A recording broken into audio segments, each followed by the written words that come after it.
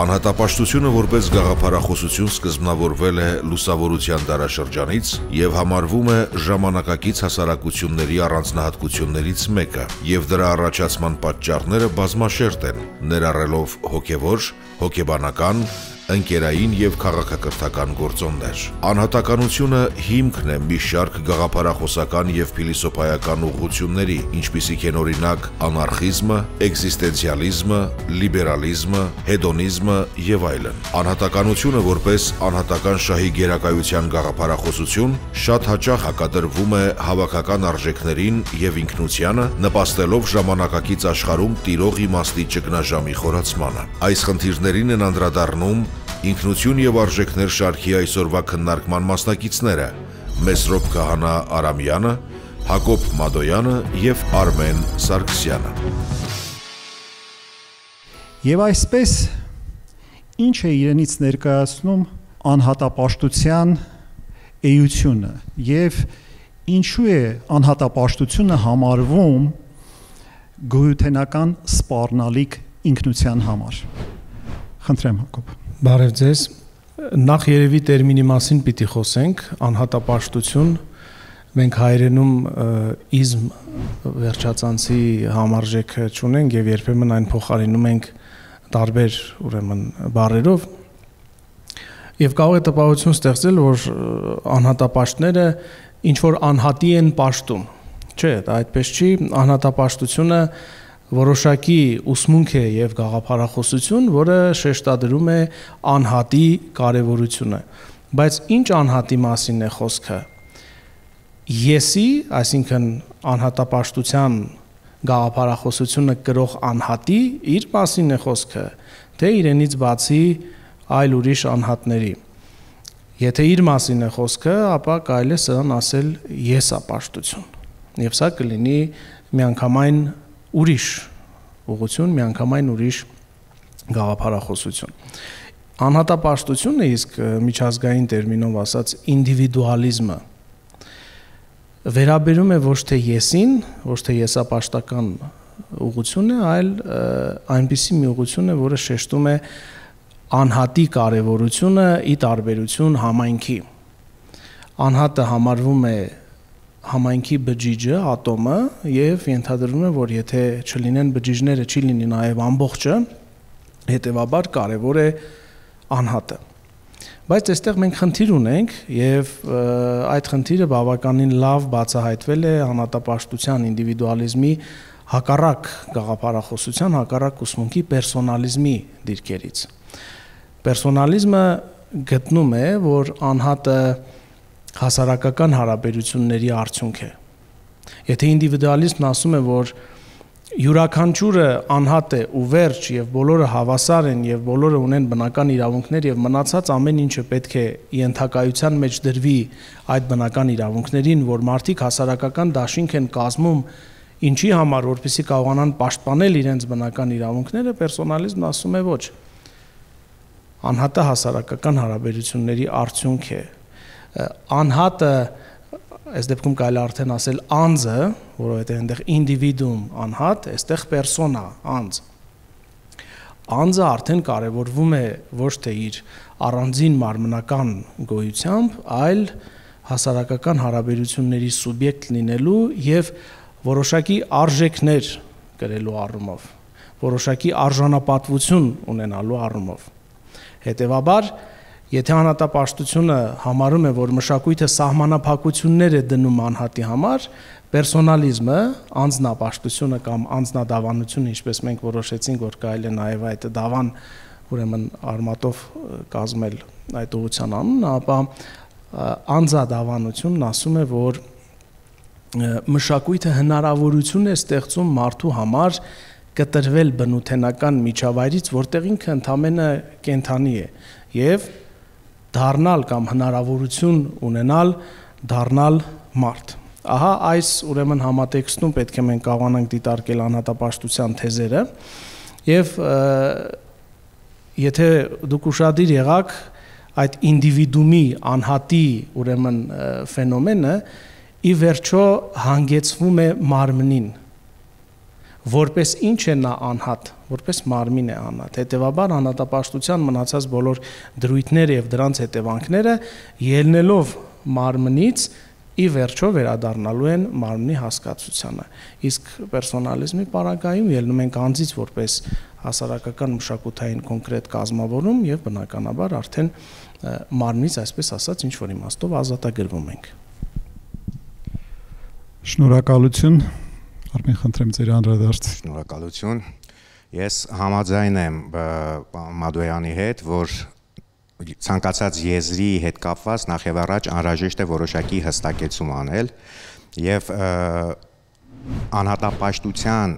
եւ եսապաշտության միջև որոշակի տարբերություն դրվեց, բայց այնուամենայնիվ այդ տարբերություններով հանդերձ անհատապաշտությունը ինչ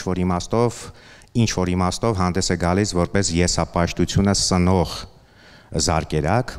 ինչու, որովհետև եթե անհատապաշտությունը մենք դիտարկում ենք որպես անհատական շահի գերակայության գաղափարախոսություն, ընդ որում անհատական շահը հաճախ ընկալվում է հասարակական շահի հետ, այսպես ասենք, թշնամանքի հարաբերության կոնտեքստում, ապա այստեղ զուգահեռները կամ ընդհանրությունները միանշանակ կարելի է արձանագրել։ Ավելին, տերմինաբանական, եզրաբանական հստակեցում պետք է նաև իրականացվի նույն էգոիզմ տերմինի հետ կապված, ինչու, որովհետև մեր լեզվամտածողության մեջ էգոիզմը արմատացել է որպես բացասական ֆենոմեն, այնինչ եթե մենք ուշադրություն դարձնենք փիլիսոփայական գրականությանը, ապա կտեսնենք, որ բազմաթիվ մտածողներ հանդես են եկել էգոիզմի ջատագովության դիրքերից, բայց այստեղ մի կարևոր հանգամանքի վրա պիտի ուշադրությունը սևեռեմ, խնդիրն այն է, որ ինչպես են հասկանում էգոիզմը, օրինակ Ռուդոլֆ Շտայները ժամանակին էգոիզմին նվիրված մի աշխատություն ուներ, որտեղ պաշտպանում էր էգոիստ լինելու անհրաժեշտությունը, ջատագովում էր, ինչու, որտեղ էգոիստը նա է, ով նախ եւ առաջ ես ունի։ Այնինչ ժամանակակից աշխարհը, համահարթեցնող աշխարհը, միաչափ մարդ ձևավորող աշխարհը, եսասպան աշխարհը, ընդհակառակը նպատակ է դնում այդ եսի մահացման։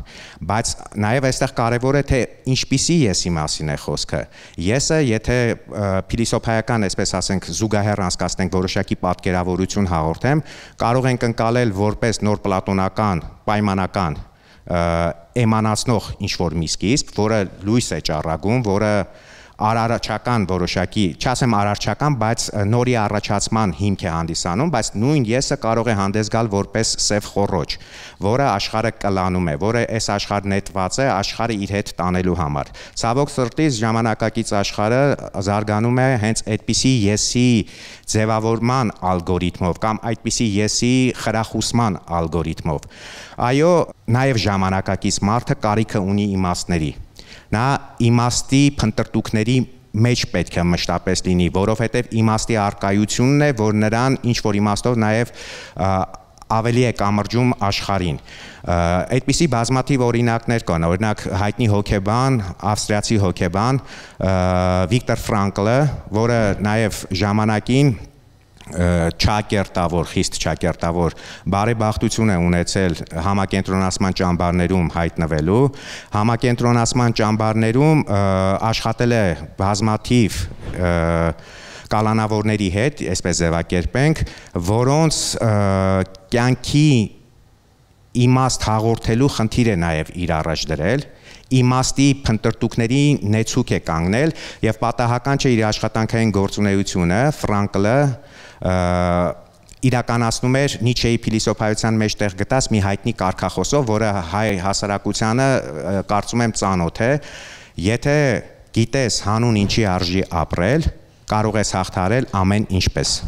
Շնորհակալություն, ես նույնպես փորձեմ պատասխանել իմ հարցադրմանը, շարունակեմ իմաստի թեման,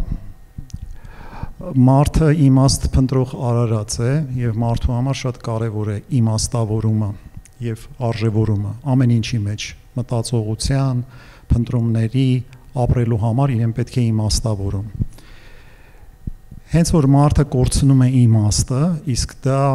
այդ իմաստի մեծ կորուստը հենց տեղի ունեցավ հենց սկսած այդ լուսավորության ժամանակաշրջանից, արդեն ամեն բան խառնվում է մարդու մտածողության մեջ, աշխարհը եւ այլն, մարդը այլևս ուրիշ հանգրվան չի ունենում, բացի ինքն իր մեջ լինելուց կամ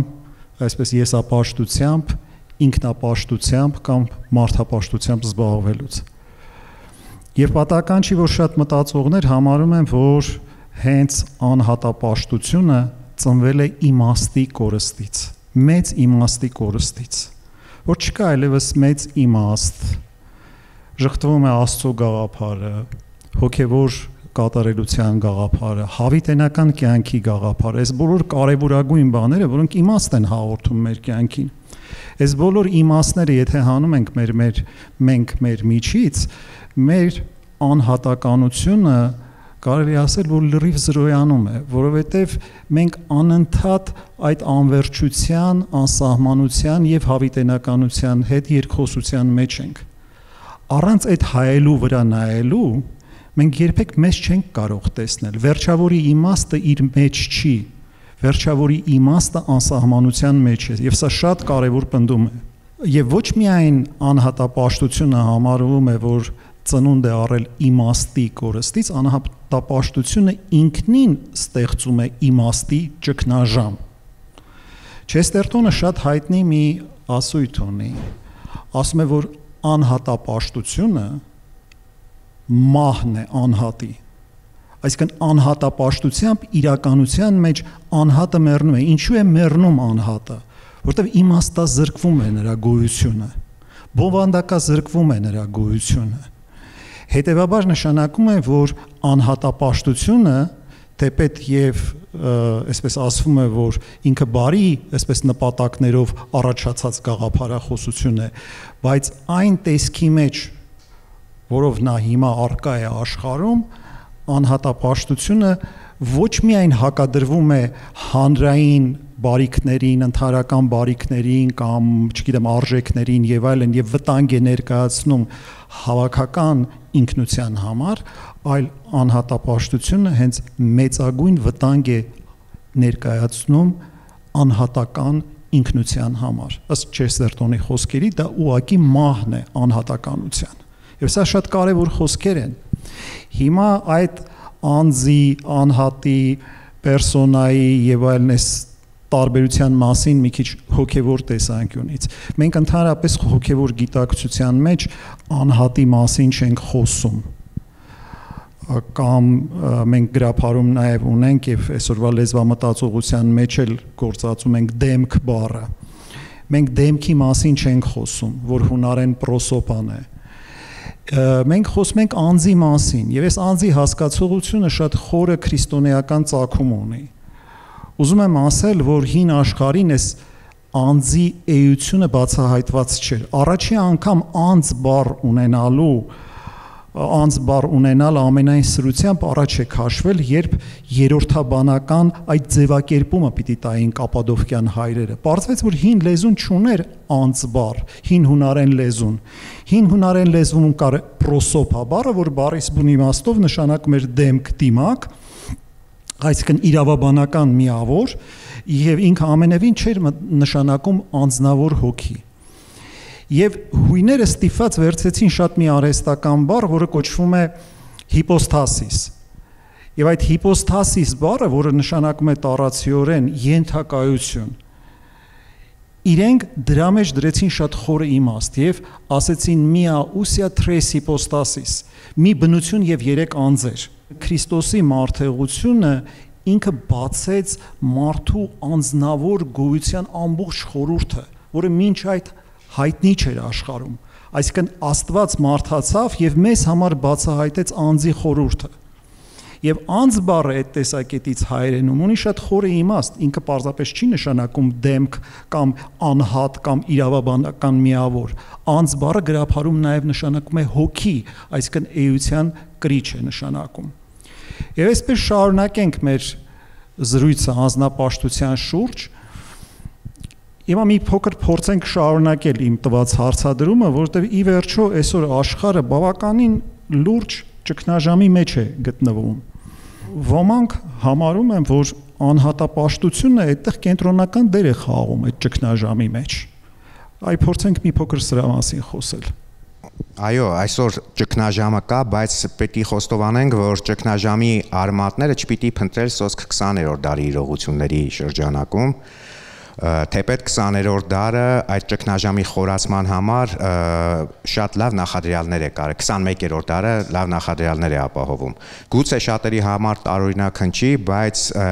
աշխարհականացման գործընթացները, որոնք ինչ-որ իմաստով մեկնարկեցին վերածնդի դարաշրջանից, իրենք որոշակի նպաստ բերեցին նաև հետագայում լուսավորական դարաշրջանը, լուսավորական փիլիսոփայությունը որոշակիորեն նպաստեցին, որպիսի մարդը ըստ էության զրկվի այն հենարանից, այն իմաստից, որի անհրաժեշտությունը ինքը մշտապես ունի։ Պատահական չէ, որ փիլիսոփայական գրականության մեջ իդեմս Բուբերի մենք ունենք այսպես կոչված մարդկության պատմության պատբերացման հետևյալ տարբերակը՝ տնավորվածության շրջան եւ անտնության շրջան։ Ըստ Բուբերի մարդկությունը միջնադարից հետո կամաց-կամաց անցնում է անտնության ժամանակաշրջանին։ Եթե միջնադարում նա գիտեր որտեղից է գալիս եւ ուր պետք է գնա, ապա վերածնդի դարաշրջանից սկսած կամաց-կամաց սկսվում է այդ անտնության շրջանը եւ նա չգիտի թե ինչ աստղերով ապրի։ Որտեվ բացարձակի մերժումը եւ ինքնուրույնաբար ինչ-որ մի բան փնտրելու պատասխանատվությունը մարդու ուսերին դնելը ի վերջո բերեցին նրան, որ մարդը կամա թե ակամա պիտի հայտնվեր հարաբերապաշտության որոշակի ծիրում։ Ինչու՞։ Տեսեք,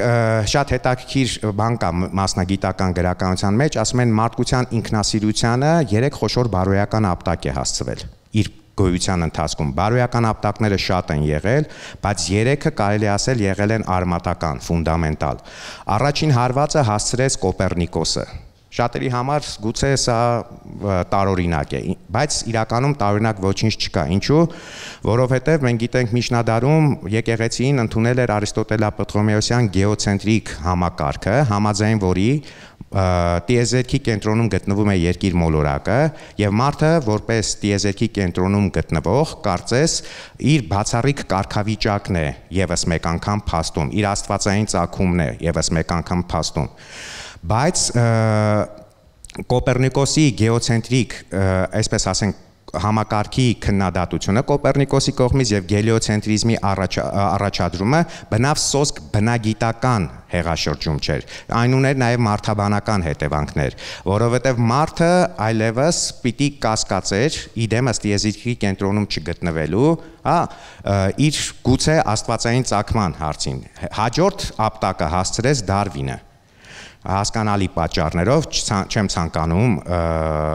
մանրամասների մեջ խորանալ, իսկ երրորդ ապտակը, եթե առաջինի դեպքում մարդը զրկվեց տիեզերքի կենտրոնում գտնվողի կարգավիճակից, երկրորդի դեպքում կասկածի տակ դրվեց նրա աստվածային ծագումը, ապա մարդուն մնում էր մի հատկություն, որով ինքը կարող էր տարբերվել մնացածից, վերխոյանալ տիեզերական այլ արարածների մեջ։ Դա այսպես կոչված բանականությունն էր, որը ֆետիշացվեց լուսավորականության դարաշրջանում եւ երրորդ բարոյական ապտակը հասցրեց, որքան է տարօրինակ լինի, Զիգմունդ Ֆրոյդը։ Զիգմունդ Ֆրոյդը, որովհետեւ եկավ ասելու մարդն իր տան մեջ իր տանտերը չէ։ Այսինքն մարդն իր բանականությամբ իր հոգեկան աշխարհում տիրոջ կարգավիճակ չունի։ Եվ ամբողջ խնդիրն այն է, որ ժամանակակից աշխարհում մարդը գտնվում է ինֆորմացիոն տեղեկատվական տարբեր հոսքերի ազդեցության ծիրում, իսկ այդ ազդեցությունը բնականաբար բերում է մարդ սիմուլյակրի ձևավորմանը, կեղծ ինքնահաստատվող մարդու ձևավորմանը։ Սոցիալական ցանցերը նպաստում են հենց այդպիսի մարդու ձևավորմանը։ Մարդը ինքնահաստատվում է սոցիալական որոշակի հարթակներում, իրականում կենթանի շփումը ետին պլան է մղում,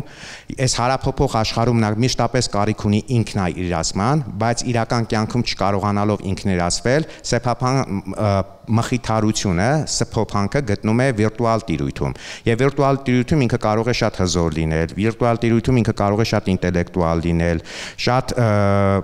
իմաստուն լինել, եւ այս կեղծ ինքնության ձևավորումը ի վերջո նպաստում է նրա սոցիալական մահվանը եւ առհասարակ մահվանը որպես ստեղծագործող անհատ։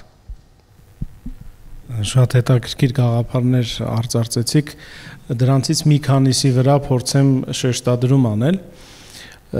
Անառողջության պատճառներից մեկը այն է, որ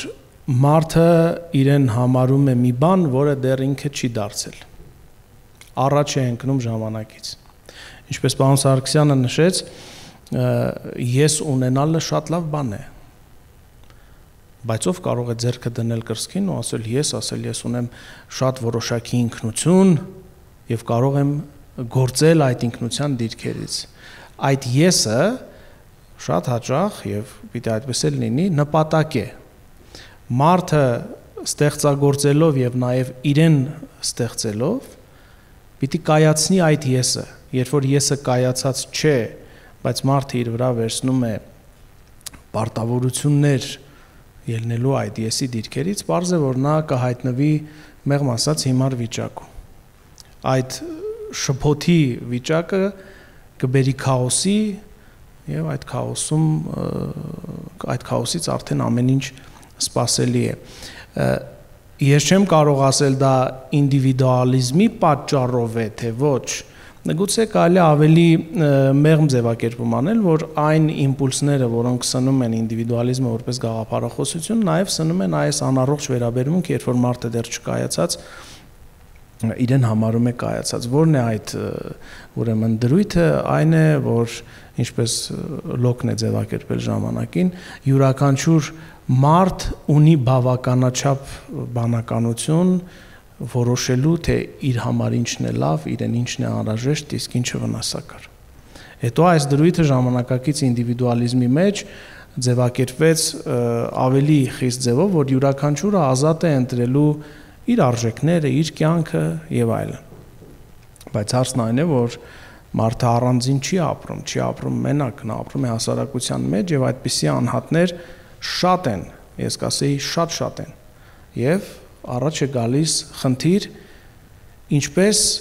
կազմակերպել այս ամենը։ Եվ այստեղ առաջին պլան են մղվում կոմունիկացիաները։ Ինդիվիդուալիստական հեռանկարում կոմունիկացիան միջոց է, որը ծառայում է սեփական մղումները, ցանկությունները, սեփական կյանքը դասավորելու այնպես, որ քեզ չխանգարեն։ Որպեսզի կարողանաս հնարավորինս լավ իրացնել այն իմպուլսները, որ դու որպես անհատ ունես։ Երբեմն առանց հարց տալու, թե այդ իմպուլսները որտեղից են, այդ որ դու ասում ես, ես ուզում եմ, այդով է այդ եսը, որը քո մեջ նստած ուզում է։ Պերսոնալիստական ուրեմն դիտանկյունից կոմունիկացիան ուրիշ բանի է ծառայում։ Կոմունիկացիան ծառայում է գտնելու այն ինչ որ վեր է պատահական անհատից։ Դա մի քիչ ֆիլիսոփայական տերմին է, այդ պատահականը եւ անհրաժեշտը, պատահական անցողիկն է, անհրաժեշտը այն է, ինչ որ մնայուն է, արժեքավոր է եւ այլն։ Կոմունիկացիան ծառայում է ստեղծելու այդ անհրաժեշտը եւ նույն սոցիալական ցանցերը միայն ուրեմն բացասական ազդեցություն չունեն, կացին աղբոր պատմությունն է, չէ՞։ Ուրեմն կացինով կարող ես փայտ կոտրել, վառել եւ տաքանալ, ճաշ եփել եւ ուտել, եւ կացինով կարող ես դիմացինի գլուխը ջարդել։ Սոցիալական ցանցերը պետք է կարողանալ ճիշտ օգտագործել, որպես կոմունիկացիայի միջոց կայացնելու այն ինչ որ անհրաժեշտ է, այլ ոչ թե որպես այնպիսի միջոց, որով պետք է արմատավորվի այն, ինչ որ պատահական է, անցողիկ է եւ ոչ արժեքավոր։ Շնորհակալություն։ Մի փոքր այս ճգնաժամի մասին, իր ճգնաժամի բնույթի մասին։ Մենք ասում ենք, որ մարդկության այդ հոգևոր մտավոր առողջությունը լրջորեն խաթարված է։ Դա անշուշտ ունի շատ պատճառներ, որոշ պատճառների մասին մեր բանախոսները խոսեցին, բայց ըստ իս ամենագլխավոր պատճառը հոգևոր տիրույթում է, որովհետև մենք նորից պետք է գանք այդ անձի հասկացողության ակունքին, հասկանանք, թե այդ անձը ինչպես է կենդանի մնում եւ ինչպես է մեռնում, եւ եթե մեռնում է այդ անձը, ինչ է տեղի ունենում։ Անձի մասին Սուրբ գրքում խոսվում է հենց ծննդոց գրքում։ Ասում է, որ Աստված մարդուն ստեղծեց իր պատկերով եւ նմանությամբ։ Այդ պատկերը եւ նմանությունը ոմանք մեկնաբանում են, որ մարդը ունի անմահ հոգի եւ դրանով ինքը Աստծո պատկերն ու նմանությունն է։ Բայց ըստիս այդ պատկերը եւ նմանությունը հենց մարդու անձ լինելու մեջ է, եզակի անձնավորության մեջ է։ Եվ դա ուղղակի Աստծո պատկերն ու նմանությունն է։ Պատահական չի, որ ես այդ երրորդության բանաձևի մասին ձեզ պատմեցի, պատահական չի, որ մենք այդ անձի գաղափարը վերագտել ենք արդեն Աստծո միջոցով, երրորդության անձերի միջոցով։ Պարզվեց, որ Աստվածությունը ունի անձեր։ Եվ այդ անձերը ունեն դերակատարություն մեր կյանքում, եւ մենք Աստծո հետ անձնավոր շփման հնարավորություն ունենք։ Սա շատ կարևոր է։ Դրանով է կենթանի մեր անձը։ Մենք կորցնում ենք այդ աղբյուրը, որի պատկերն ու նմանությունն ենք, որից սնվում է մեր անձը։ Մեր անձը մեռնում է, կորցնում է իր կենթանությունը։ Եվ դրա համար մենք շատ խորը հոգևոր ճգնաժամի մեջ ենք գտնվում։ Եվ այս բոլոր ժամանակակից նշանաբաններ, օրինակ ասենք ձեզ ժամանակակից ամենաանհեթեթ նշանաբաններից մեկը ասեմ, որը ամենտեղ կարող եք լսել, բոլոր ավարտաճառերի ժամանակ, բոլոր համալսարաններում, ամենտեղ ինտերնետով, սոցիալական ցանցերով դու կարող ես լինել այն, ինչ որ ուզում ես։ Սրանից մեծ սուտ չկա։ Եվ այս նշանաբանով փորձում են դաստիարակել մարդկանց։ Եվ սա նաև շատ խորը արձագանքներ ունի հենց Նիչեի գերմարդու այդ գաղափարի հետ, որը դոմինանտ գաղափար է եղել առնվազն վերջին 100-ամյակում, անհատապաշտության եւ այլնի հետ։ Հաջողության պատրանքներ, գովաստ հաջողության, հաջողակ լինելու, տարատեսակ բաների ճնշման տակ է գտնվում մարդը, գաղափարների ուղղակի ռմբակոծման տակ է գտնվում։ Եվ փորձում է մարդը, այսպես ասած, շարժվել այդ ճանապարհով, բայց գնալով ինչ է տեղի ունենում մարդու հետ։ Մարդը հետզհետե մեկուսանում է, սոցիալական ցանցերի մասին խոսեցինք։ Այդ ցանցերը ել ավելի են նպաստում մարդու մեկուսացմանը, այսինքն գնալով անհատապաշտության ճանապարհով, կորցնելով հոգևոր ակունքները, մարդիկ հետզհետե մեկուսանում են։ Դրանից ծնվում է դեպրեսիա, դրանից ծնվում են ամեն տեսակի հոգեկան հիվանդություններ։ Անասելի շատացել է ամբողջ աշխարհում երիտասարդների մեջ ինքնասպանության քանակը։ Ես ձեզ ասեմ մի ստատիստիկա 17 թվականի տվյալներով Ամերիկայի վերաբերյալ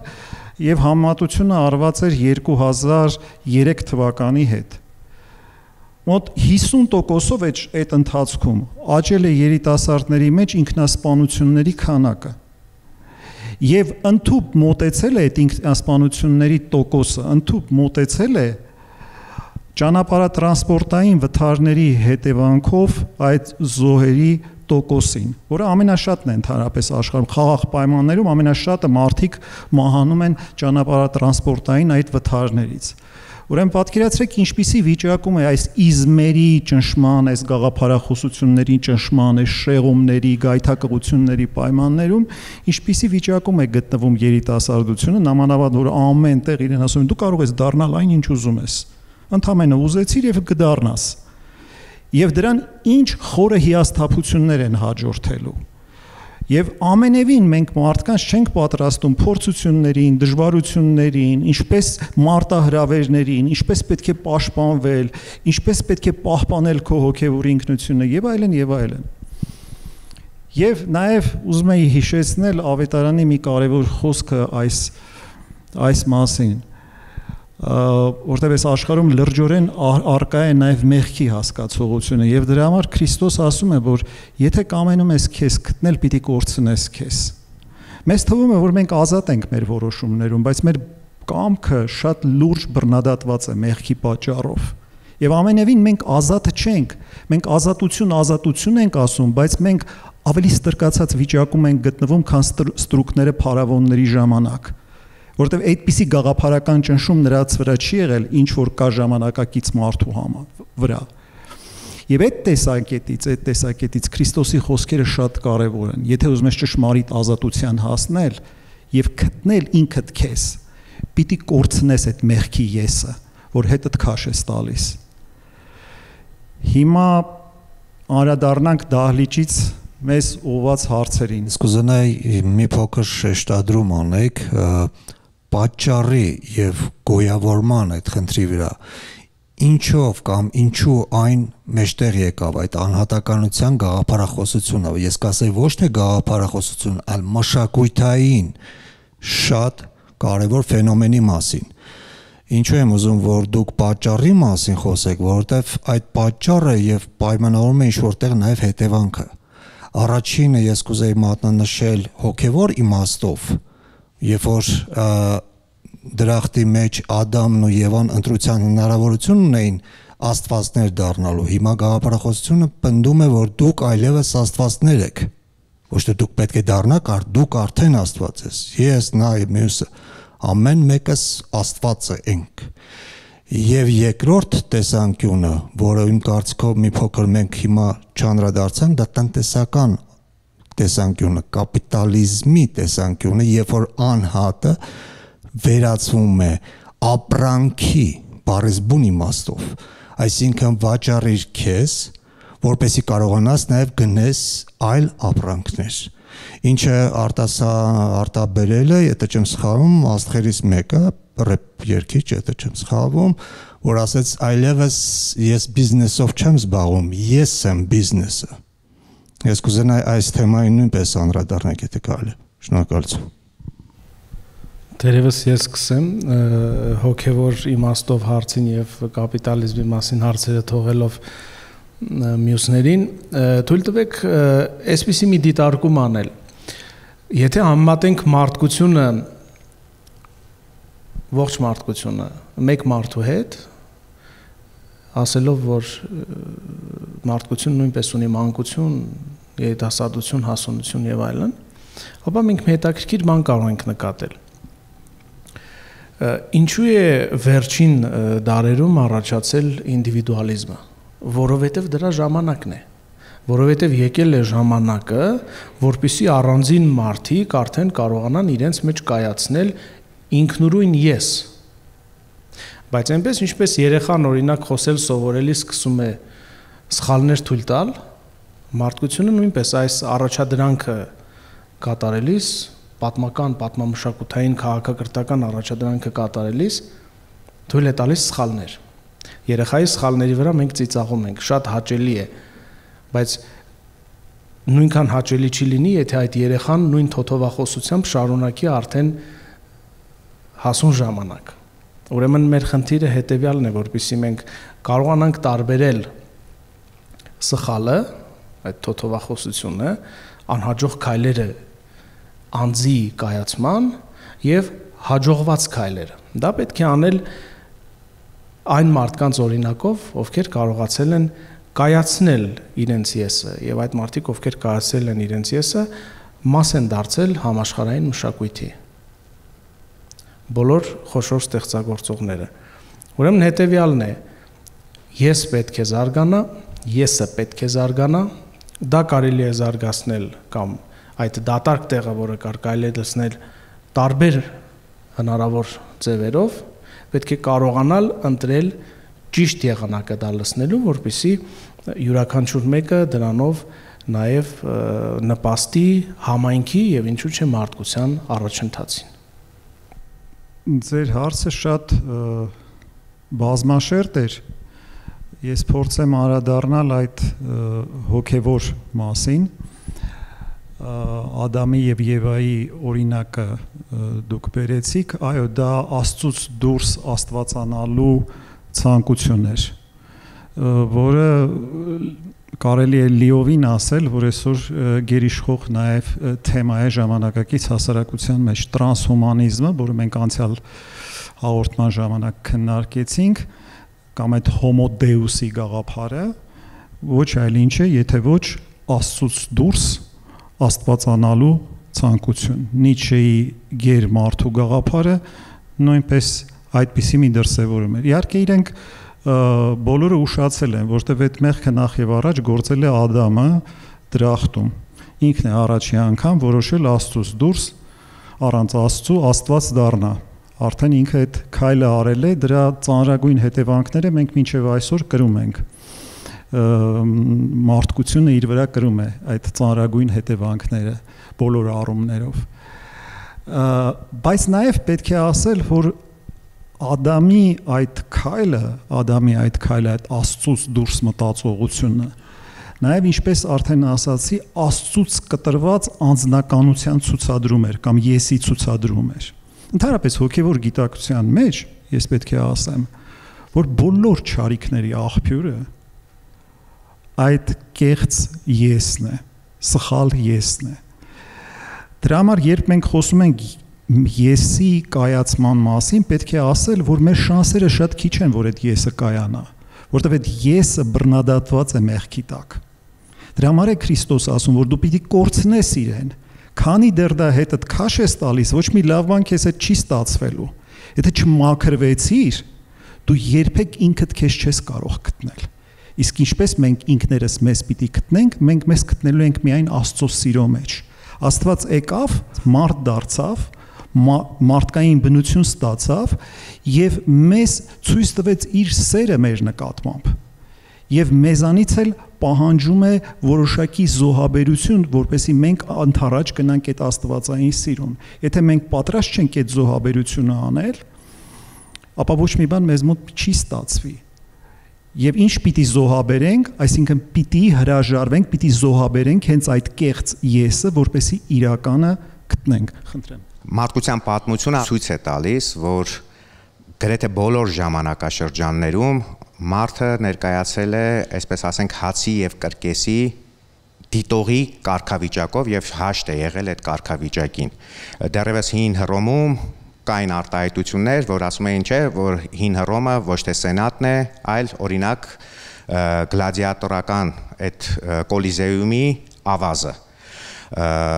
Դոստոևսկի, ես հիմա Դոստոևսկուն կվկայակոչեմ, հետո կպարզաբանեմ, թե ինչի համար եմ այս ամեն ինչը ասում։ Ուրեմն Դոստոևսկու Կարամազով եղբայրների մեջ մի գլուխգործոց հատված կա, որը կարելի է նաև դիտարկել որպես լրիվ ինքնուրույն աշխատություն, ինքնուրույն տեքստ, այսինքն Կարամազով եղբայրներից դուրս էլ դա կարելի է որպես առանձին տեքստ դիտարկել, խոսքը վերաբերում է մեծ հավատաքննիչին։ Եվ մեծ հավատաքննիչի մեջ ըստ էության գաղափարական երկու սկզբունքային մոտեցումների պայքար է տեղի ունենում։ Շատ լավ գիտենք, որ մեծ հավատաքննիչը ձերբակալել է տալիս Քրիստոսին եւ բանտախցում զրույց է ունենում նրա հետ, ընդ որում Քրիստոսը որևէ բառ չի արտաբերում։ Եվ շատ կարևոր զրույց է, որովհետեւ երկխոսություն է ըստ էության մենախոսության ձևով իրականացվող երկխոսություն, բայց երկխոսություն է, որովհետև հավատաքննիչը նաև Քրիստոսի տեսակետն է ներկայացնում։ Ինչու՞մ է այդ գաղափարական պայքարը։ Քրիստոսը հավատում էր մարդու ազատությանը։ Քրիստոսը հավատում էր, որ մարդը ըստ էության, եթե իմ բառերով ասեմ, կամ աստվածաբանական մտքում տեղ գտած բառերով ասեմ, ստեղծված է Աստծո պատկերով եւ նմանությամբ, պատկերը տրված է, նմանությունը հանձնարարված եւ մարդն ի զորու է այդ նմանությունը կյանքի կոչելու։ Մարդը ի զորու է ապրելու բարձր արժեքներով, մարդն ի զորու է հացով չապրելու, մարդն ի զորու է սեփական ազատությունը հանուն հացի չզոհաբերելու, մինչդեռ հավատաքննիչը հակառակ տեսակետին էր եւ անդադ Քրիստոսին փորձում էր հակառակի մեջ համոզել, բայց այդ ստեղծագործության մեջ մի կարևոր հանգամանք կա, որը գուցե շատերը ուշադրություն չեն դարձնում կամ պատշաճ ուշադրություն չեն դարձնում։ Հավատաքննիչը ասում էր, որ ինչու եկար մեզ խանգարելու։ Հավատաքննիչն էլ վստահ եմ իր հոգու խորքում հավատում էր Քրիստոսի ասացի ճշմարտությանը։ Ժամանակակից աշխարհը ցավոք սրտի, եթե նախկինում այնուամենայնիվ գերիշխող էր այն մոտեցումը, որ մարդը որոշակիորեն, այո, այդ ազատության սուբյեկտն է, Քրիստոսի նախանշած, Քրիստոսի ազդարարած ազատության սուբյեկտն է, ցավոք սրտի ժամանակակից աշխարհը հաշվի առնելով այն հանգամանքը, որ մարդը պատրաստ է նաև հանուն հացի գործելու, իր ազատությունը զոհաբերելու, խնդիր է դրել ոչ թե մարդու ազատության, մարդուն վեհացնող որակների զարգացումը, այլ ընդհակառակը ազատության գնման եւ այդ ազատության գնման ճանապարհով նրան կառավարելի դարձնելու տրամաբանությամբ, ցավոք սրտի։ Շնորհակալություն։ Անհատապաշտություն, ինքնին ձևակերպումը մեծ ճնշում է դնում հենց գաղափարի վրա, որովհետև Աստծուց բացի այլ սուբյեկտի կամ օբյեկտի նկատմամբ պաշտամունքը ապա լեգիտիմացնում է այդ գաղափարը։ պաշտամունք կարող է լինել միայն Աստծո նկատմամբ։ Եվ գլոբալիզացիայի այս դժվար ժամանակներում, երբ որ կա փորձ բոլորին ստանդարտիզացնել ընդհանուր մինչև ռոբոտացման աստիճանի եւ որպեսզի բոլորը նման լինեն, ենթարկվում են նույն տրամաբանություններին, կարծում եմ անհատականության գաղափարը շատ կարեւոր է եւ շատ քննադատաբար պետք չի մոտենալ։ Ես կարծում եմ, եթե մենք այլ ձևակերպում տանք անհատակենտրոնություն, անձնակենտրոնություն, մենք ավելի դրական վերաբերմունք կձևավորենք անհատականության նկատմամբ։ Վերջին հաշվով առանց անհատականության խիստ սահմանափակ է ստեղծագործականության հնարավորությունը եւ առանց անհատականության դրսեւորման ինքնակայացման գործընթացը չի կարող շարունակական լինել։ Ես կարծում եմ այս համատեքստում շատ կարևոր է նաեւ անդրադառնալ անձի պաշտամունքի գաղափարին։ Անձի պաշտամունքը հենց այն բացական դրսևորումներից է անհատականության, որը սոցիումի եզակի անդամներին կենտրոնում լինելու հնարավորություն է տալիս եւ դա հակակշռում է սոցիումում մյուս անհատականությունների ձևավորման հնարավորությունները, որտեղ ասենք օրինակ ստալինիզմի ժամանակներում կար մի անհատականություն, ով արդեն բոլորին թելադրել էր, թե նրանք ինչ տրամաբանությամբ պիտի ապրեն եւ բոլոր շեղվողները համարվում էին վտանգավոր։ Խնդրի անդրադառնալ այս հարցերին։ Տեսեք, դուք պաշտամունք բառը, անհատապաշտություն, ասացիք, այդ արդեն ինքնին այդ բառը բացասական երանգ է իր մեջ պարունակում, եւ այդպես էլ կա, ինքը գալիս է հայերենից։ Հայերենում նույնիսկ օրինակ հումանիզմը, եթե թարգմանում ենք մարդապաշտություն, նույնիսկ կարող ենք թարգմանել մարդադավանություն։ Ըստ եկեղեցու հայրերի առաջին հումանիստը եղել է Նեստորը, որը դատապարտվել է Եփեսոսի 3-րդ տիեզերաժողովի ժամանակ։ Հայրերը նրան անվանում էին մարդադավան, Նեստոր։ Սա ամենևին մարդասիրության հետ կապ չուներ, որովհետև նա չափազանց շեշտադրում էր մարդկայինը Քրիստոսի մեջ այն աստիճանի, որի վերջո ինքը Քրիստոսին սկսեց համարել ընդամենը մի այսպես սրբացած անձնավորություն եւ ոչ թե Աստված, որ մարդացել է։ Բայց այդտեղ իսկապես պաշտամունքային բան կա, ես դες ուզում եմ ասել։ Պատահական չի, որ այդ բառը հենց այդպես էլ հնչում է, որովհետեւ եթե դու Աստծո պաշտամունքը կորցրեցիր Աստծուն, ինքդ քեզ պաշտելը միանգամայն տրամաբանական հետևանք է։ Դու ընկնում ես ինքնապաշտամունքի մեջ, ինքնահիացման, ինքնապաշտամունքի, դու ես ամենակարևորը այս տիեզերքում, մնացած շուրջ բոլորը, ոնց որ ասած, երկրորդական բաներ են,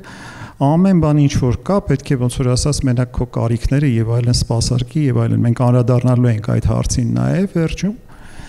Այնպես որ մարդը լինելով կրոնական արարած, երբ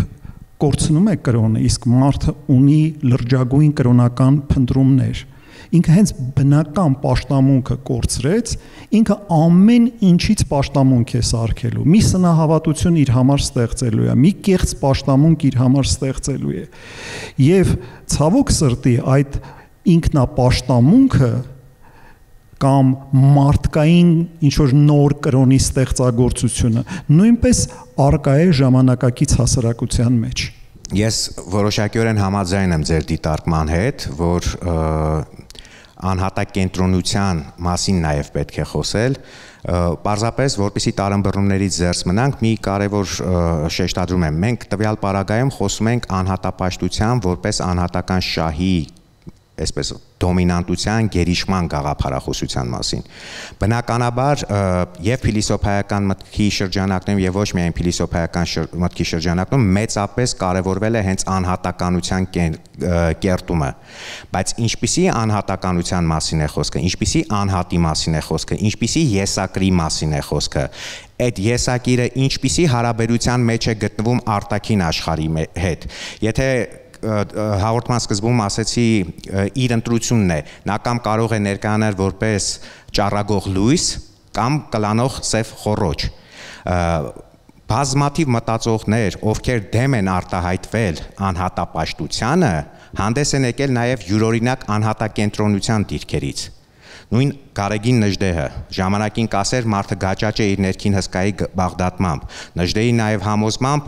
յուրաքանչյուր անհատ, որը չի խուսափում անցնել ինքնահաղթահարման, ինքնագերազանցման ճանապարհ, որը նաև Նիչեի փիլիսոփայության մեջ ուներ առանցքային նշանակություն, եւ գերմարդը այդ ինքնահաղթահարման գերազանցման ճանապարհ անցածներ, չնայած ցավոք սրտի պիտի նաև արձանագրենք, որ գերմարդու հասկացությունը նացիստական Գերմանիայում խեղաթյուրվեց, բավականին բացական լույսի ներքո ներկայացվեց, բայց այդուամենայնիվ Նժդեհի մի արդյոք ասում էր բարձրագույն արժեքների համար կարող է մեռնել ոչ թե ձևական օրենքի հպատակը, այլ մարդը, ներքնապես ազատագրված մարդը։ Այնտեղ, որտեղ չկա անհատականություն, այնտեղ կա արտաքին աշխարհի կամքը կատարողը։ Այնտեղ, որտեղ կա վառ անհատականություն, կա ընտրություն կատարողը։ Եվ այդ ընտրություն կատարողը ի վերջո ինքն իրեն կերտում է, ինքը նպաստում է իր հոգևոր աճին։ Այնտեղ որտեղ կա զոհաբերություն, այնտեղ կա որտեղ կա սեփական եսի բացասում, կա միևնույն ժամանակ սեփական եսի նորակերտում։ Այս առումով ես կցանկանայի հիշեցնել Վլադիմիր Սոլովյովի սիրո սահմանումը, որը շատ առանցքային է, որը բոլոր դրսևորումների վրա սիրո կարող է տարածվել, ասում էր սերը սեփական եսի բացասումն է, ուրիշի եսի հաստատումը քեզանում եւ այդ ճանապարհով սեփական եսի ճշմարիտ ինքնահաստատումը։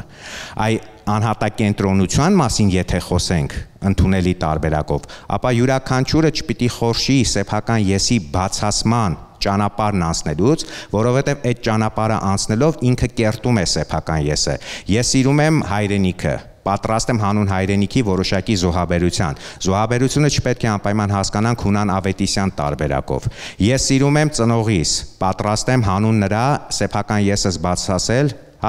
հանուն նրա ինձ դժվարություններ պարգևեմ, բայց ինքս ինձ կերտեմ։ Ես սիրում եմ իմ աշխատանքը։ Աշխատանքում կան նաև ոչ հաճելի պահեր։ Ցանկություն չկա ինչ-որ պահի ինչ-որ բան անելու, բայց դու պատրաստ ես սեփական եսդ զոհաբերել հանուն անհրաժեշտի, իսկ այդ զոհաբերման կարողությունը բերում է ինքնակերտման նոր որակի կայացման։ Իրականում պարոն Սարգսյանը ասեց այն, ինչ որ ես ուզում էի ասել, միայն մի նախադասությամբ ամփոփեմ նրա խոսքի միջնամասում ասածը, այո, խնդիրն այն է, թե ինչ եսի, ինչ անհատի մասին է խոսքը, որովհետև կան անհատներ, որոնց անձնային շահը համընկնում է ուրիշների շահի հետ։ Սա է խնդիրը։ Եվ եթե թույլ տաք մի դիտարկում անել, սովորաբար մեր հարցերը եւ մեր մտածողությունը մի կողմից շատ այսպես անտրոպոմորֆ են, այսինքն մենք մեզ ենք այսպես արտապատկերում խնդրի վրա եւ մյուս մասով շատ այսպես բառային են։ Օրինակ այս ընթացքում ես մտածում էի, ինչ է նշանակում պաշտել, որովհետեւ դուք ձեր հարցի մեջ այդ պաշտել բառը օգտագործեցիք եւ հասկացա, ես չգիտեմ ինչ է նշանակում պաշտել։ Չկա, այս դիսկուրսում իմ ինքնության մասին իմ դիսկուրսում պաշտել բառը չկա։ Աստծուն պաշտելով ես ինքս եմ զարգանում, երբ որ ես պահք եմ պահում եւ դա համարում եմ, որ սա Աստծո պաշտամունք է, ես դրանով ինձ եմ օգուտ բերում, Աստված իմ պաշտամունքի կարիքը չունի եւ եթե ունի միայն ինձ համար։ Սա ընդամենը այսպես հուզական արձագանք էր, մի քիչ էլ սրված, իրականում բոլորս էլ քիչ թե շատ հասկանում ենք, թե ինչ է նշանակում պաշտել, բայց թույլ չտանք, որպեսզի մեր մտածողությանը բառերը իմպուլսներ տան, փորձենք հասկացություններից ելնելով։ Շատ շնորհակալություն։ Ես բացատրեմ պաշտել ինչ է նշանակում, որտեղ այդ շատ կարևոր է, որ մեր պաշտոնյաներն էլ հասկանան պաշտոնյա ինչ է նշանակում։ Պաշտել բառը գրաբարում նշանակում է ծառայել։ Պաշտոնյա նշանակում է ծառայող։ Եվ պետական պաշտոնյան ինքը ժողովրդի ծառան է, ոչ թե իշխան եւ թագավոր ժողովրդի գլխին։ Խնդրեմ, այս հարց կար։ Ինչպես տարբերենք իրական եսը, կեղծ եսը եւ ճշմարիտ եսը։ Այսինքն կեղծ եսը եւ ճշմարիտ եւ երկրորդ հարցս այսօրվա համակարգի այդ ստրկացման իրավիճակում ինչ ճանապարհով կարող ենք պահպանել այդ ինքնության հոգևոր ինքնության այդ վիճակը, որոնման ճանապարհը։ Ինչպես պաշտպանենք հոգևոր ինքնությունը։ Ուրեմն նախ իրական եւ կեղծ այսպես եսերի մասին։ Դուք գիտեք, որ նորից պիտի շեշտեմ, որ մարդը ինքը ազատ վիճակում չէ, նրա կամքը լրջորեն բռնադատված է եւ մենք չենք միակ խաղացողը այս աշխարհում, բազմաթիվ անտեսանելի ուժեր կան, մեզանից բավականին հզոր, որոնց ազդեցությունների տակ մենք շատ հաճախ գտնվում ենք։ Այնպես որ այս ամենը լրջորեն ազդում է ամեն ինչի վրա, մեր մտածողության, մեր կամքի, մեր ձգտումների վրա եւ այլն եւ այլն։ Կտրված լինելով հոգեվորից, կտրված լինելով հոգեվոր լույսից, մեր տեսողությունն է լրջորեն վնասված, մենք իրականությունը չենք տեսնում, ապրելով իրականության մեջ, մենք կորցրել ենք իրականության զգացողությունը։ Եվ սա բերում է նրան, որ մենք այսպես ստեղծում ենք կեղծ պատրանքային մի ինքնություն մեզ համար կամ մեր ինքնությունը նույնացնում ենք ինչ-որ երևույթների հետ եւ դրանով բավարարվում ենք։ Իսկ իրական մեր ինքնությունը, մեր իրական անձը, որը այդ Աստծո պատկերն է եւ նմանությունն է, մեզ համար շատ հաճախ տեսանելի չէ, ինքը բանտարկված, բռնադատված, նույնիսկ խորը այսպես շերտերի տակ գտնվող մի բան է եւ հենց հոգեվորը դրա մասին է խոսում, որ պետք է գտնել այն, իսկ այդ գտնելու process-ը հոգեվորի մեջ ազատագրման ճանապարհ է։ Քրիստոսի խոսքերը շատ կարևոր են, ասում է, եւ կճանաչեք ճշմարտությունը, եւ ճշմարտությունը կազատի ձեզ։ Եվ այստեղ շատ կարևոր մի սկզբունք է դրված, որ այդ ազատությունը ուղղված է դեպի ճշմարտությունը, ոչ թե ամեն բան անելն է ազատությունը, այլ ազատությունը ունի վեկտոր է, ինքը ունի ուղղություն, ուղղված է դեպի աստվածային ճշմարտությունը։ Որքան մենք մոտենում ենք այդ լույսին, այնքան ավելի ազատագրվում ենք, այնքան ավելի մեր տեսողությունն է հստակվում, մենք սկսում ենք տեսնել այդ հոգևոր իրողությունները եւ հասկանում ենք, ավելի խորն ենք հասկանում, թե ինչից պետք է ազատագրվենք։ Այդ ամեն ինչը մարդու վիճակը լավագույնս նկարագրված է Նարեկացու Մատյանում։ Այդ Մատյան ողբերգությանը հենց ներկայացնում է Աստծուց կտրված մարդու ողբերգությունը, բայց ոչ թե մեզ տանում է դեպի հուսահատություն, այլ ընդհակառակը կարդալով այդ Մատյանը, աղոթելով այդ աղոթքներով, մենք զգում ենք Աստծո ներկայությունը մեր կյանքում եւ սկսում ենք շարժվել այդ ազատագրման ճանապարհով։ Դա հոգևոր process է քրիստոնեության տեսանկյունից, մաքրության, սրբության process է։ Առանց մաքրության հնարավոր չի դա իրագործել, այդ մեր իրական այդ ինքնության վերագտնումը տեղի չի ունենա։ Շատ ընդգրկուն հարց էր եւ այդ հարցին հնարավոր չէ պատասխանել առանց որևէ կոնկրետ ուսմունք շարադրելիս կամ կրոնամիստիկական կամ փիլիսոփայական, բայց ես մի խորամանկության կարող եմ դիմել, ոչ թե ասել ինչն է իսկական եսը, այլ մի միջանկյալ, ուրեմն գոյություն մատնանշել եւ ասել, թե այ ով կարող է գտնել այդ իսկական եսը։ Երբ ասում ենք իսկական ես, մտածում ենք կատարյալ անձնավորություն, չէ՞, ճշմարտությանը, բարիքին, գեղեցիկին, առնչակից այդ արժեքները գտած որևէ գոյ։ Իսկ ինչ անես, եթե չես գտել, որ ուղղությամբ շարժվես, որպեսզի գտնես, դառնում ես այդ երրորդ միջանկյալ, ուրեմն գոյը, որը փնտրում է այդ երեքը։ Ուրեմն փնտրելու տարբեր ճանապարհներ եւ ուղղություններ կան, ինչպես ճիշտ փնտրել։ Այս ինչպես ճիշտ փնտրել հարցը տվող գոյն է, որ շարժում եւ ուղղություն է ընտրել դեպի բարձր եսը։ Շատ լավ, եւս մի հարց կա վերևում, հետո ձեր հարցը ու դրանով սահմանափակվենք։ Այսօրվա քննարկումը շատ հիմնաքարային է, որովհետեւ անձի եսի կորուստը ես շատ անմիջականորեն կապում եմ ազգային ինքնության կորստի հետ, ինչի եզրին մենք այս պահին կանգնած ենք ըստիս։ Հարցս հետևյալն է, ինչպես եք դուք լուծումը գտնում։ Նախ եւ առաջ պետք է հասկանանք մենք ինչպես ենք սահմանում այդ ինքնությունը, ընդհանրապես ինչ է իրենից ներկայացնում ինքնությունը։ Կարող ենք ինչ-որ ձևով նկարագրել անհատին կամ հավաքական ինքնությունը եւ այլն, բայց սովորաբար ավելի ճիշտ է դրան մոտենալ արժեքային տեսանկյունից։ ինքնությունը նամանավանդ հավաքական ինքնությունը եւ դա ճիշտ է անհատական ինքնության դեպքում էլ, բայց հավաքական ինքնության պարագային ինքնությունը սահմանվում է արժեքներով։ Այսինքն երբ որ մենք խոսում ենք մի որևէ ժողովրդի օրինակ ինքնության մասին կամ ավելի փոքր միավորների ինքնության մասին, մենք խոսում ենք այդ միավորների արժեքային համակարգից։ Այդպես է նաև մարդը սահմանվել դարերով։ Երբ ասել են մարդ, հասկացել են 4 մարդկային առաքինությունները կրող էակ։ Հետևաբար կրթության ամբողջ նպատակը դարերով եղել է այդ 4 առաքինությունների կերտումը մարդու մեջ, որ մարդը դառնա դրա իրական կրիչը՝ խոհականություն, արիություն, ողջախոհություն եւ արդարություն։ Այս 4 սկզբունքով ձևակերպվել է մարդը։ Եվ սա գալիս է հին հունական փիլիսոփայությունից, նրանք էլ Աստված գիտի ումից են վերցրել։ Այս ճշմարտություն է, մարդու համար շատ կարևոր բյուրեղացած ճշմարտություն է։ Այնպես էլ մեծ միավորները սահմանվում են իրենց արժեքներով։ Հիմա ես հասկանում եմ, որ ձեր հարցը շատ սուր հարց է, հատկապես հայերի հետ կապված, որտեղ մենք իսկապես ինքնության մեծագույն ճգնաժամ ենք ապրում, որտեղ մտածում էինք, որ այն կողքի սենյակում այդ ամեն ինչը ապահով դրված էր, բայց հետո բացեցինք դուռը, տեսանք բան չկա այնտեղ դրված։ Ավելին ձեզ ասեմ, դա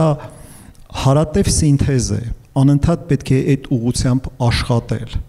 Արժեքային քննարկում մեր հասարակության մեջ գրեթե չկա։ Մենք չենք քննարկում ոչ մի բան։ Ասում ենք մեր ազգային sense լավ, չգիտեմ ինչ արժեքները, երբ հարցում ես, ասում ես մի հատ ասա, մարդիկ սկսում են խառնվել իրար։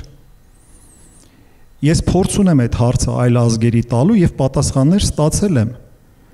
Բայց մենք չգիտենք այդ հարցերի պատասխանները։ Ես այս հաղորդումներից մեկի ժամանակ հայ ինքնության առանձնահատկություններ այդ հաղորդման ժամանակ իմ սեփական ուսումնասիրությունների հիման վրա մեր պատմության, աստվածաբանության, մեր ինքնության առաջ եմ քաշել, քաղել եմ այդտեղից, այդտեղ նոր բան չկա, ես դա եմ տեսել մեր ամբողջ հոգևոր ժառանգության մշակույթի պատմության մեջ,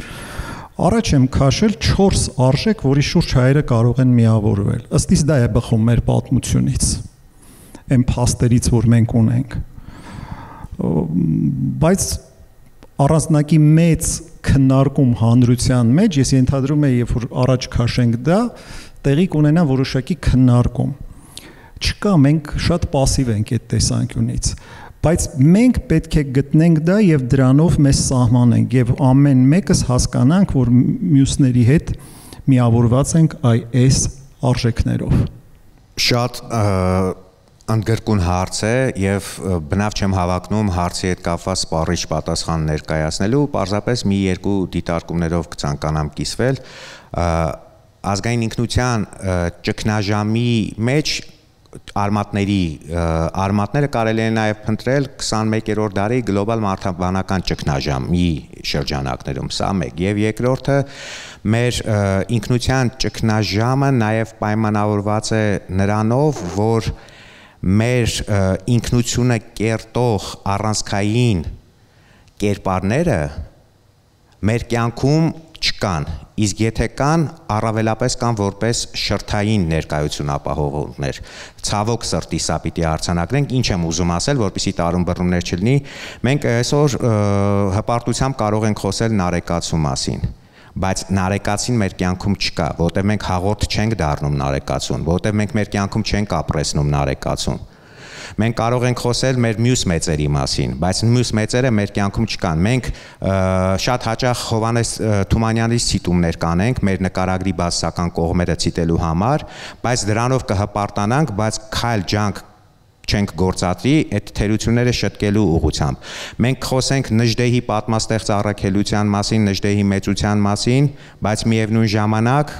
կբավարարվենք բացառապես բաժակաճառային հայրենասիրության տարբերակով։ Սա է մեր հիմնական խնդիրներից մեկը, կարծում եմ։ Շատ հետաքրքիր դիտարկումներ արեցին իմ զրուցակիցները։ Ես միայն մի բան եմ ուզում ավելացնել, որ շատ հաճախ մենք ինքնությանը դիտում ենք որպես մեկնակետ։ Իսկ եկեք ուրիշ կերպ մոտենանք ինքնությանը։ Ինքնությանը նայենք որպես Product, երբ որ մենք որպես համայնք, որպես ազգ ձգտենք դեպի բարձրագույն արժեքները, եթե մենք ունենք ինքնատիպություն, այնինչ մենք կստեղծենք այդ ճանապարհին, կլինի ազգային մշակույթ։ Բոլոր ազգերն են այդպես, չգիտեմ, տարբեր կենդանիներ, եթե մետաֆոր օգտագործենք, բարձրանում են սարը, լեռը։ Ամեն մեկը իր ձևով է բարձրանում, մեկը սողալով, մեկը թռչկոտելով, մեկը այսպես։ Ուրեմն ոչ այնքան հրատապ է այն հարցը, թե ով ենք մենք, դա էլ է կարևոր հարց։ Որքան թե ուր պետք է գնալ, գնանք այդ ուղղությամբ ու կհասկանանք, թե ով ենք մենք։ Շնորհակալություն եւ վերջին հարցը։ Կխնդրեմ մի փոքր անդրադարձ կատարել ինդիվիդուալիզմի դավանաբանական պատճառներին, որքան էլ հարցս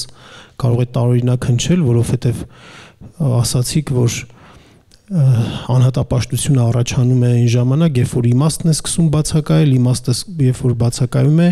տեղի ունենում այն պատճառով, որ Աստծուց հեռանում ենք։ Հիմա ինդիվիդուալիզմը որպես կենսակերպ մշակութային, քաղաքակրթային, որպես աշխարհայացք սկսեց հանդես գալ ոչ ամբողջ աշխարհում միաժամանակ, չէ, ինչ որ մի հատվածում սկսեց աշխարհի հանդես գալ, այն մշակութային միջավայրում, որի հիմքում ավելի շատ, ինչպես ես հասկանում եմ, եթե մտքիս ընթացքը միֆ է, կխնդրեմ նաև այդ մասին ասել, որը որ բողոքական դավանանքի վրա էր հիմնված, ոչ մահմեդականները, ոչ ուղղափառ քրիստոնյաները, այլ որքան որ եթե այդպես է, ապա ինչումն է հենց խնդիրը բողոքական դավանաբանության, եւ եթե իսկապես բողոքական դավանաբանությունը սնել է ինդիվիդուալիզմը, ապա այդ դավանանքի հիմիկվա դավանողները դատապարտված են ինդիվիդուալիստ լինելու թե ոչ։ Շնորհակալ եմ։ Ես չի ասի, որ հենց զուտ բողոքականությունն է հիմնական սնող աղբյուրը, ինդիվիդուալիզմը ընդհանրապես բնորոշ է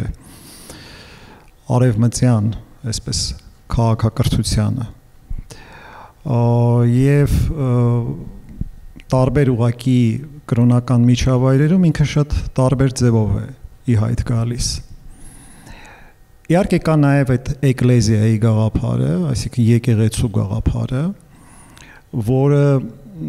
շատ կարևոր է, որպեսզի մարդը հասկանա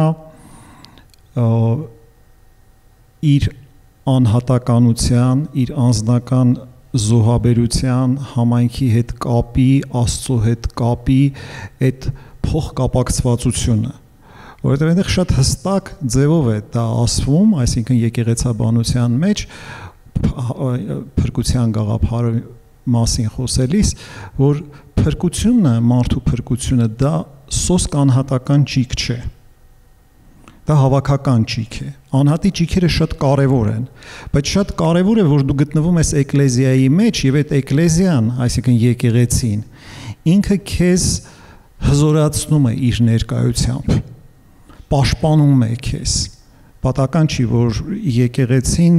նաև մենք համարում ենք մեր հոգևոր մայրը, եկեղեցու արգանդից ենք ծնվում Սուրբ Ավազանից հոգով, մարդու այսպես երկրորդ հոգևոր ծնունդը։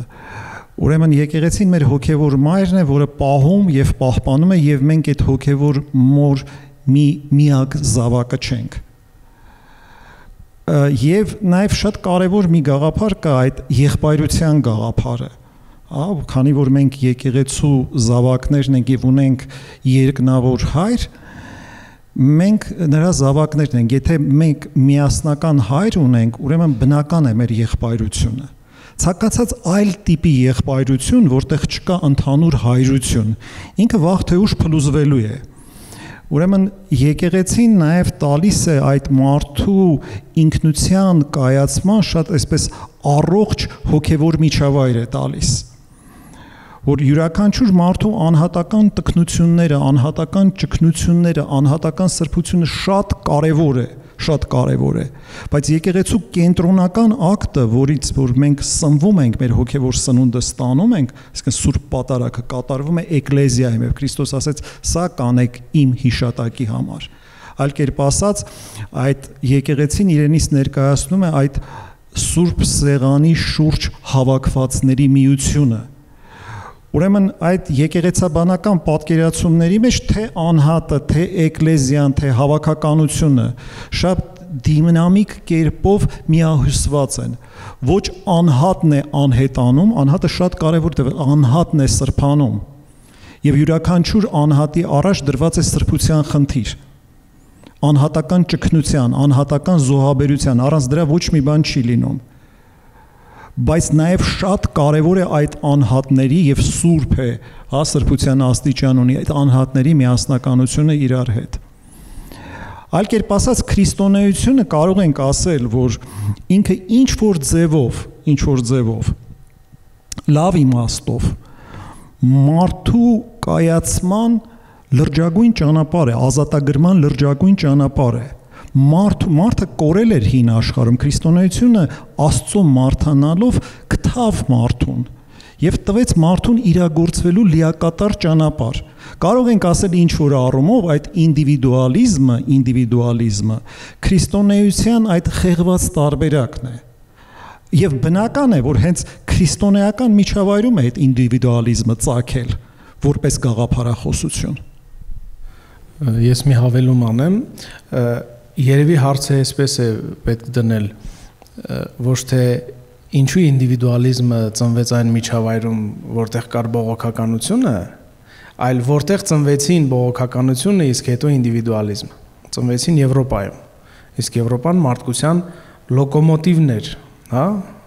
Չեմ վախենա ասեմ, որովհետև առաջվա Եվրոպան այսօրվա Եվրոպան չէ։ Եվ եթե նախորդ ասածից գաղափարի հետ կապենք, ուրեմն ժամանակն էր, որ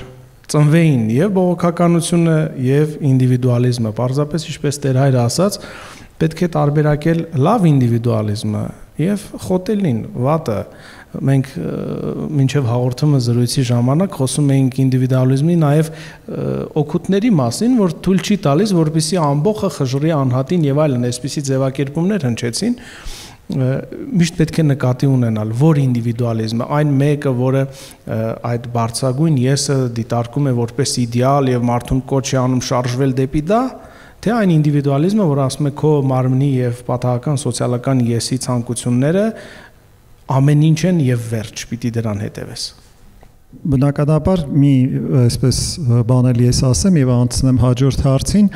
բնականաբար երբ մենք խոսում ենք ինդիվիդուալիզմի մասին, խոսում ենք նրա այդ բացասական դրսևորումների մասին, որը առկա է եւ դոմինանտ է ժամանակակից աշխարհում,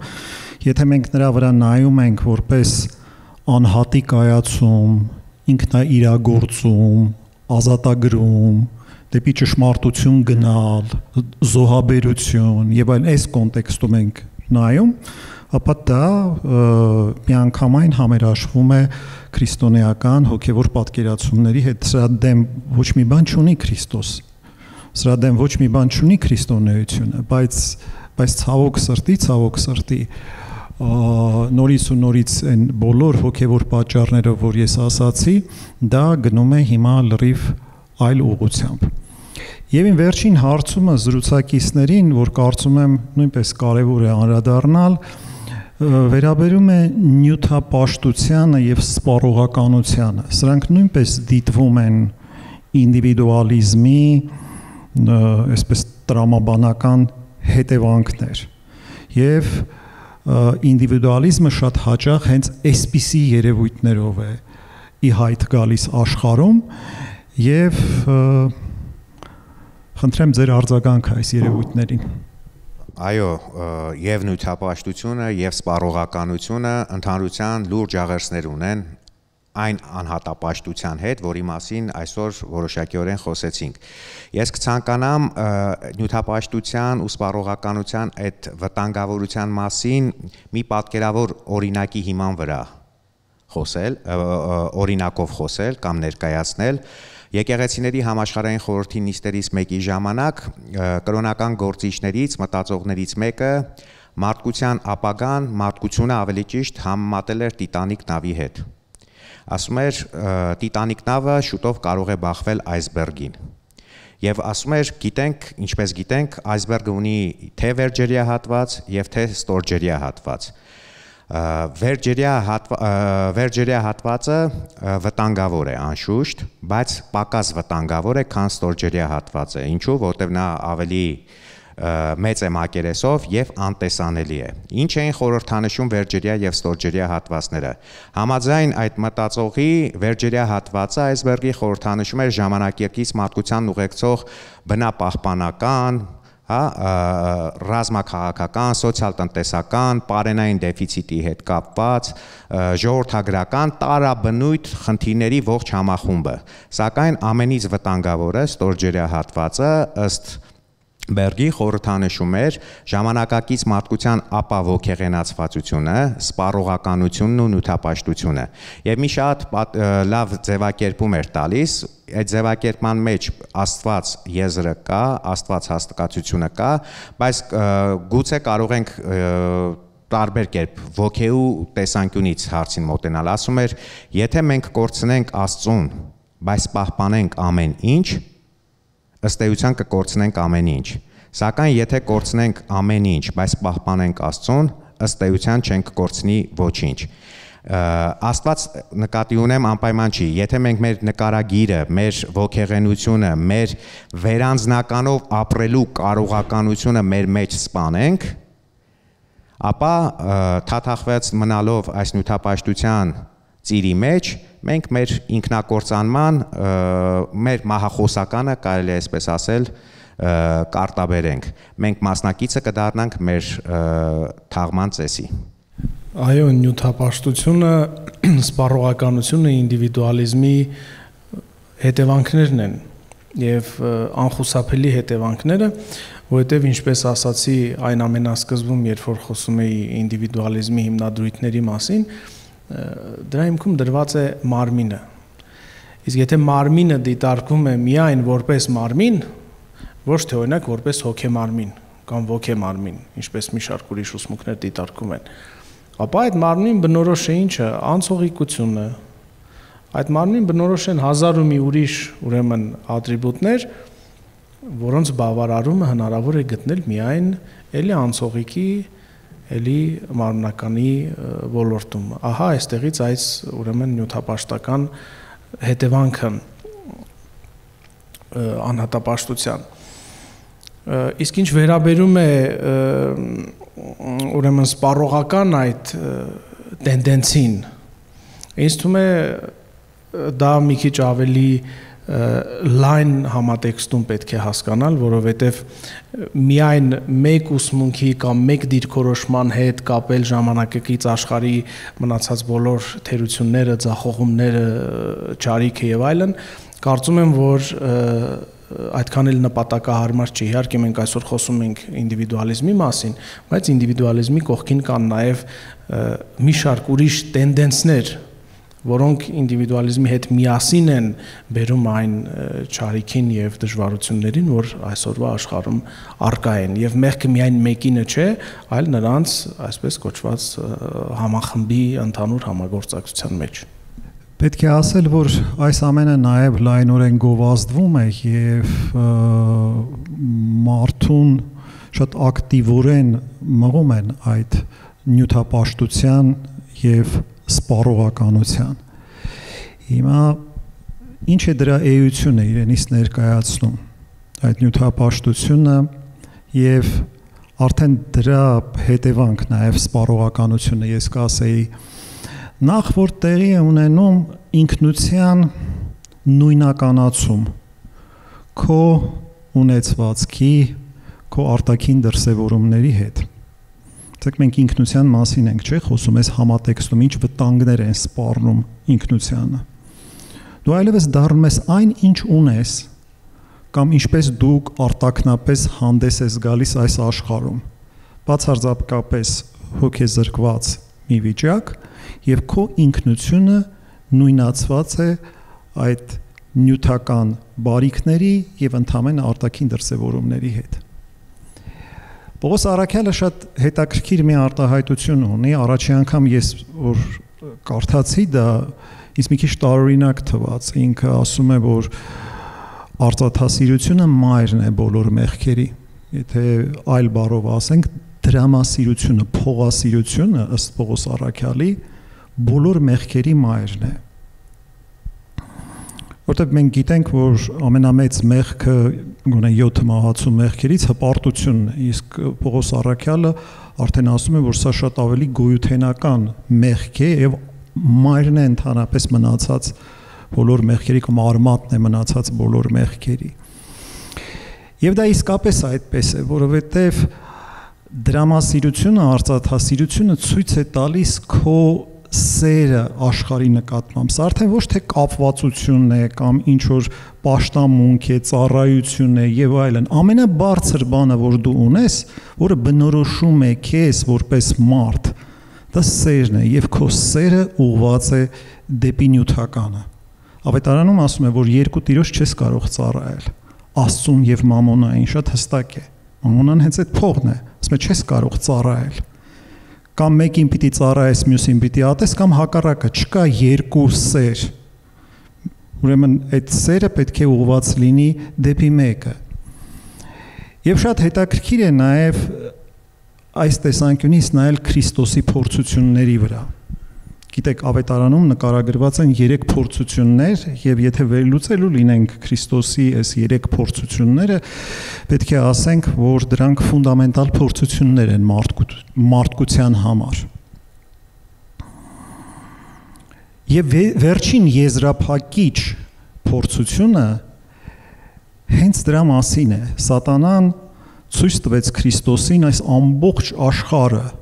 իր նյութական հարստություններով, իր գայթակղություններով, իր փառքով եւ այլն։ Ասեց, այս ամենը քոնն է, եթե միայն ինձ երկրպագես։